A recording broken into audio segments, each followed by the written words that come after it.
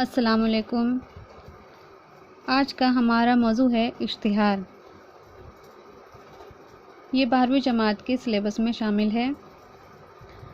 तो अगर इश्तिहार आ जाता है बनाने के लिए तो आप इश्तिहार कैसे बनाएंगी, इस क्लास में हम इसको ही समझेंगे। तो सवाल ले लेते हैं। मान लीजिए अगर ये सवाल आ जाए आपके इलाके में एक नया डेयरी फार्म खुल रहा है, इश्तिहार बनाइए। तो उस पर आप इश्तिहार कैसे बनाएंगी, चलिए देखें। इश्तिहार का ऐसे हम हेडिंग डालेंगे, इश्तिहार लिखेंगे बीचों बीच। उसके बाद नई दुकान खुल रही है, लोगों को हमें बताना है कि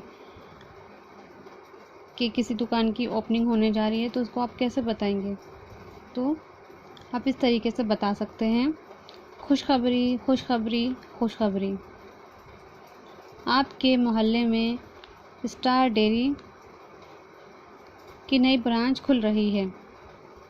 हमारी डेयरी में अब आप जो भी इस डेयरी में जो भी प्रोडक्ट मिलेंगे उन प्रोडक्ट का आप इस तरीके से कुछ बना सकते हैं।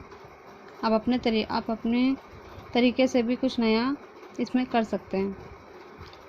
ये सिर्फ मैंने आपके समझाने के लिए इस तरीके से बनाया है।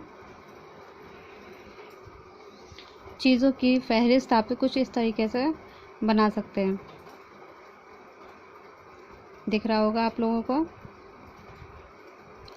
ये प्रोडक्ट है, उसमें क्या क्या क्वालिटीज़ है, क्या टेस्ट है, क्या क्या चीज़ें मिलेंगी इस डेयरी पे, वो सारी इन्फॉर्मेशन आप यहाँ पर ऐसे दे सकते हैं। या अपने तरीके से भी, जो भी आपको अच्छा लगे। बस क्या होना चाहिए कि कोई भी इश्तिहार देखकर आम पब्लिक उसकी तरफ मुतवज्जे हो, अट्रैक्ट हो।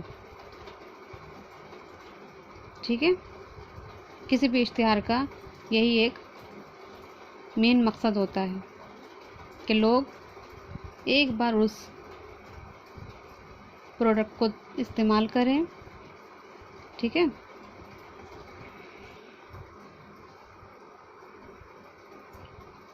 इस तरीके से आप बना सकते हैं। नीचे मोबाइल, शॉप एड्रेस,